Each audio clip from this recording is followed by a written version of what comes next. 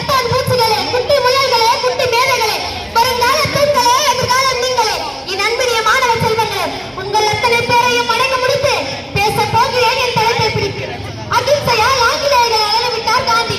குழந்தையோடு வாழி கலாம் மதுரை செய்தார் ஜான்சி. சீரையில் செக்கியிட்டு துயர் உற்றார் வ.உ.சி.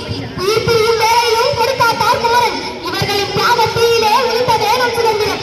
அனைவருக்கும்